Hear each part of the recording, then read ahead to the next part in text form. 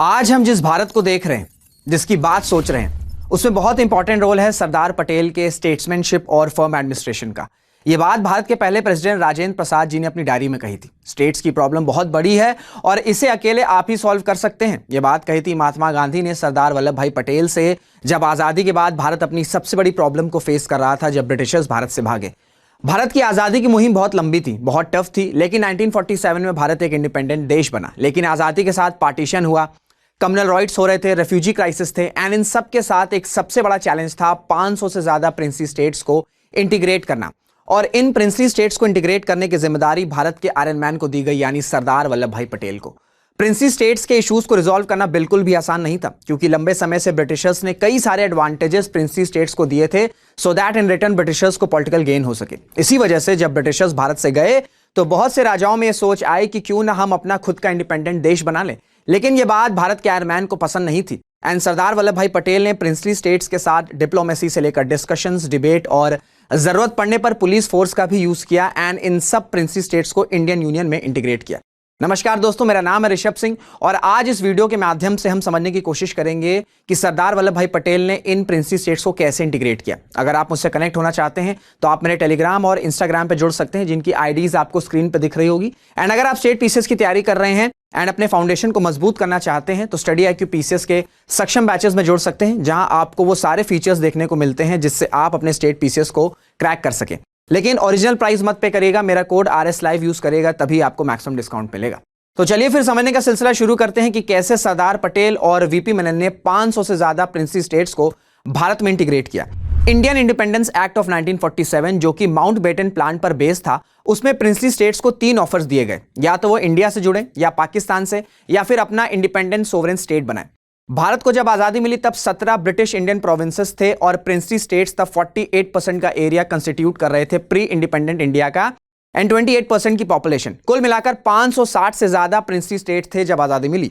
Indian independence act ने British India provinces का control पूरा इंडियन गवर्नमेंट को दे दिया था, लेकिन प्रिंसली स्टेट्स के पास 3 रास्ते थे, भारत में जाएं, पाकिस्तान में जाएं, या फिर इंडिपेंडेंट रहें।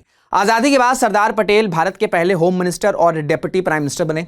25 जून 1947 को स्टेट्स डिपार्टमेंट फॉर्म हुआ सरदार पटेल के चेयरमैनशिप में। एंड आजादी के बाद वीपी मेनन साहब गवर्नमेंट सर्विसेज से रिटायर होना चाहते थे। तब सरदार पटेल ने वीपी मेनन साहब से कहा कि यह समय आराम का या रिटायर होने का नहीं है, एंड उनको स्टेट्स डिपार्टमेंट की सेक्रेटरीशिप का ऑफर दिया। वीपी मेनन ने इस ऑफर को एक्सेप्ट किया एंड दोनों की एक फॉर्मिडेबल टीम बनी और इन्होंने प्रिंसली स्टेट्स के इंटीग्रेशन का मॉन्यूमेंटल टास्क कंप्लीट किया।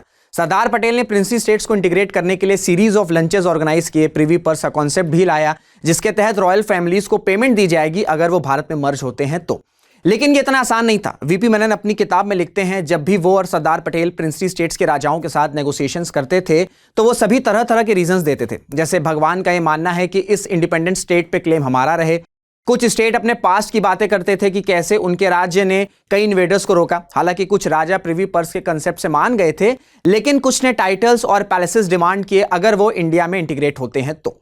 लेकिन सरदार पटेल और वीपी मेनन के टायरलेस एफर्ट्स का रिजल्ट यह था कि मेजॉरिटी प्रिंसली स्टेट्स के अंडर जितने भी गांव, जागीर, पैलेसेस, इंस्टीट्यूट्स, कैश बैलेंसेस और रेलवे सिस्टम थे, उनका कंट्रोल उन्होंने इंडियन गवर्नमेंट को दे दिया था।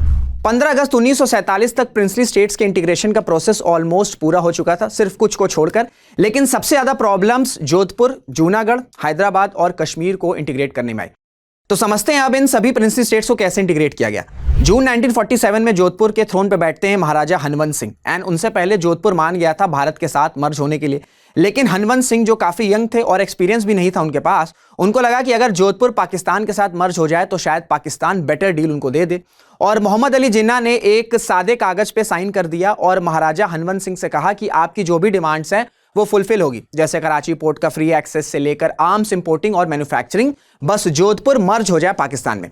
अब जब सरदार पटेल को पता चला कि जोधपुर, जो कि एक बॉर्डर स्टेट है, वो पाकिस्तान में जा सकता है, तो सरदार पटेल तुरंत हनवंत सिंह से मिलते हैं और उनको अश्योर्ड करते हैं कि वो आर्म्स को इंपोर्ट कर सकेंगे। जोधपुर को काठियावाड़ से कनेक्ट किया जाएगा रेल के थ्रू, एंड साथ में फेमाइंस के टाइम पर ग्रेन्स भी प्रोवाइड की जाएंगी जोधपुर को।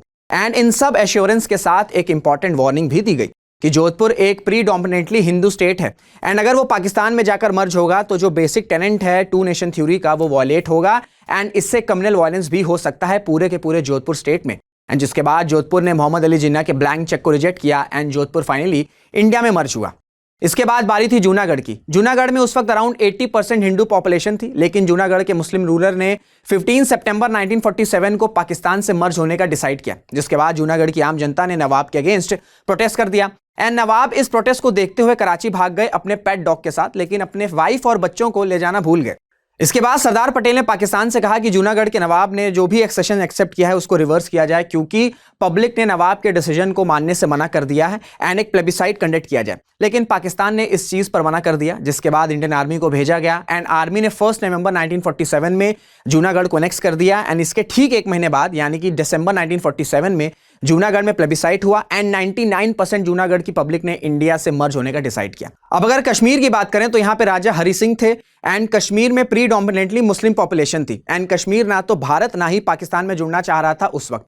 लेकिन कश्मीर की स्ट्रैटेजिक लोकेशन और पाकिस्तान के गलत इंटेंशंस को देखते हुए सरदार पटेल ने इमीडिएटली सीरीज ऑफ स्टेप्स लिए, जैसे प्लेन्स को डाइवर्ट कर दिया गया दिल्ली श्रीनगर रूट से, टेलीफोन और टेलीग्राफ की लाइंस बिछाई गई पठानकोट, अमृतसर और जम्मू के बीच में एंड साथ में सरदार पटेल ने कुछ स्ट्रेटेजिक स्टेप्स लिए जिससे इंडियन आर्मी एक एडवांटेजेस पोजीशन पे रहे। अब ये सब देखते हुए पाकिस्तान को लगा कि कहीं कश्मीर हाथ से ना निकल जाए। दैट्स वाई 22 अक्टूबर 1947 को पाकिस्तान ने कश्मीर पर अटैक कर दिया एंड जिसके बाद राजा हरि सिंह ने भारत से मदद मांगी, जिसके बाद राजा हरि सिंह ने इंस्ट्रूमेंट ऑफ एक्सेशन साइन किया एंड कश्मीर भारत में मर्ज हुआ एंड इसके तुरंत बाद इंडियन आर्मी पाकिस्तानी इन्वेडर्स को कश्मीर से भगाने के लिए कश्मीर में पहुंच चुकी थी। अब अगर हैदराबाद की बात करें तो वहां पे उस वक्त निजाम थे मीर ओस्मान अली खान और ये हैदराबाद को पाकिस्तान से मिलाना चाहते थे। अब हैदराबाद की लोकेशन डेक्कन प्लेटू के सेंटर पे थी, सो भारत के बीचों बीच कोई स्टेट पाकिस्तान से मिले ये तो बहुत बड़ा डिजास्टर हो सकता था भारत की सोवरेनिटी के लिए। दैट्स वाई सरदार पटेल और निजाम के बीच बहुत से नेगोशिएशंस चल रहे थे, लेकिन निजाम नहीं माने। अब निजाम और उसका क्लोज एसोसिएट कासिम रिजवी, इनकी सोच ये थी कि हैदराबाद में जो भी हिंदू कम्युनिटी है उसको चेक करना होगा सो दैट वो कुछ प्रोटेस्ट एंड ऑल ना करे निजाम के पाकिस्तान के मर्जर के डिसीजन पे। इसी वजह से कासिम रिजवी और निजाम ने रेन ऑफ हॉरर की शुरुआत कर दी, बड़े लेवल पर हिंदुओं पर अटैक किया और उनका जेनोसाइड हुआ। कासिम ने एक मर्सनरी फॉर्म करी हुई थी जिसका नाम था रजाकार। निजाम ने पूरे भारत से मुस्लिम्स को हैदराबाद बुलाया सो दैट वहां की डेमोग्राफिक्स चेंज हो सके एंड वो सब रजाकार आर्मी से जुड़े जो पाकिस्तान नहीं जा पाए थे। जिसके बाद रजाकार मर्सनरीज ने ब्रूटली हिंदुओं पर अटैक किया, उनके फार्म्स और घरों को डिस्ट्रॉय कर दिया। हैदराबाद की बिगड़ती सिचुएशन को देखते हुए सरदार पटेल ने रिजवी से मीटिंग करी ताकि कोई सोल्यूशन निकल सके, लेकिन इस पूरी मीटिंग में रिजवी ने एक एरोगेंट और रूथलेस एटीट्यूड रखा था एंड उसका स्टांस क्लियर था, इंडिपेंडेंट हैदराबाद। इसके बाद सितंबर 1948 में सरदार पटेल ने हाई लेवल मीटिंग बुलाई इंडियन आर्मी के साथ एंड एक्सप्लोर किए वो वेज जिससे इंडियन आर्मी हैदराबाद में मार्च कर सके एंड उसका कंट्रोल ले सके पुलिस एक्शन के फॉर्म में। 13 सितंबर 1948 ऑपरेशन पोलो के तहत इंडियन ट्रूप्स हैदराबाद में मार्च करती हैं और महज 4 दिनों के अंदर हैदराबाद का पूरा कंट्रोल इंडियन ट्रूप्स के पास था। निजाम को रिजाइन करना पड़ा, रजाकार में जितने भी थे सब सरेंडर किए एंड हैदराबाद भारत का पार्ट बना।